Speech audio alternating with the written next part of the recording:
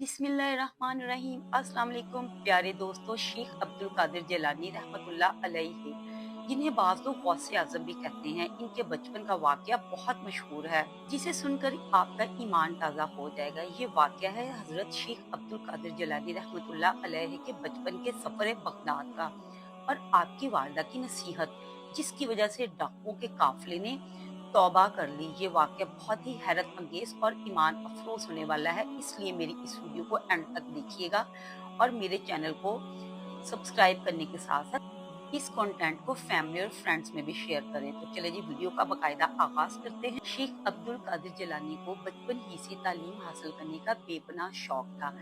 अपनी शुरुआती तालीम तो उन्होंने गाँव जेलान में ही हासिल की, लेकिन आला तालीम के लिए आपने बगदाद जाने का फैसला किया।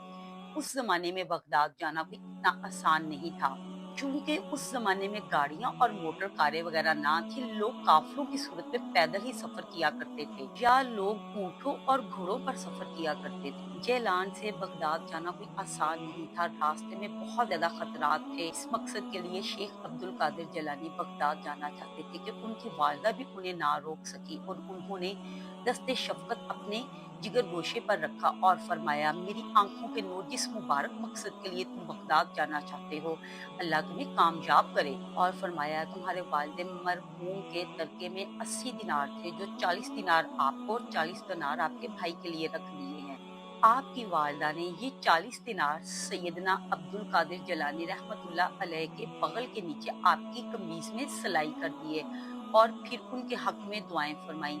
जब घर से रुखसत होने का वक़्त आया तो आपने बेटे से मुखातिब होकर कहा, ऐ मेरे लख्ते जिगर, एक नसीहत हमेशा याद रखना कि हमेशा सच बोलना और झूठ के नज़दीक भी ना जाना। आपने अपनी वालिदा से कहा कि आप परेशान ना हो, मैं आपकी नसीहत पर हमेशा अमल करूँगा। जनाब गौसे आज़म काफ़िले के साथ बगदाद की तरफ रवाना हुए। इस दौर में तवील रास्तों में तन्हा सफ़र करना मुमकिन ना था। लोग काफ़िले बनाकर सफ़र किया करते थे, लेकिन जब हमदान से आगे कोहिस्तानी इलाके में पहुंचे तो 60 कज़ाकों के जत्थे ने काफिले पर हमला कर दिया।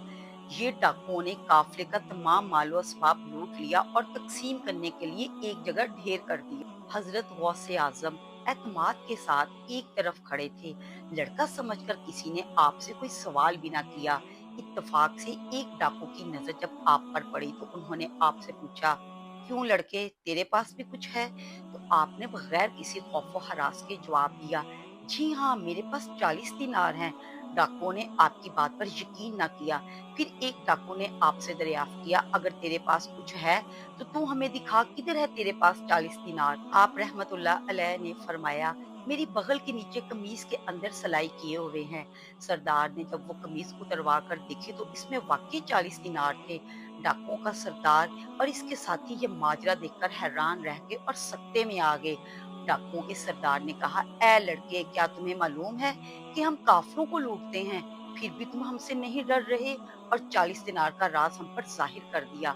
इसकी वजह क्या है? तो आपने फरमाया, मेरी प्यारी वालिदा ने घर से चलते हुए नसीहत फरमाई थी कि बेटा हमेशा सच बोलना। ये अल्फाज सुनकर डाकुओं के सरदार पर रिक्कत तारी हो गई और रोते हुए बोला, ऐ प्यारे बच्चे, तुमने अपनी माँ के अहद का इतना पास रखा और मैं हूँ कि अपने खालिक का अहद तोड़ रहा हूँ। ये कहकर इतना रोया कि हिचकी बन गई। फिर बेइख्तियार सैयदना गौसे आजम के कदमों पर गिर पड़ा और तौबा की। इसके साथियों ने देखा तो इनके दिल भी पिघल गए और सब ने मिलकर अल्लाह पाक से तौबा फरमाई और सैयदना गौसे आजम के हाथ पर बैत कर ली और लूटा हुआ तमाम माल काफिले को वापस कर दिया। तो प्यारे दोस्तों, मैं उम्मीद करती हूँ आपको ये वीडियो पसंद आई होगी। अल्लाह ताला से दुआ है कि अल्लाह ताला हम सबको भी अपने गुनाहों पर शर्मिंदा और तौबा करने की तौफीक फरमाए। आमीन। मेरे इस कंटेंट को फैमिली फ्रेंड्स में शेयर करें और मेरी वीडियो को लाइक करें। अल्लाह हाफिज।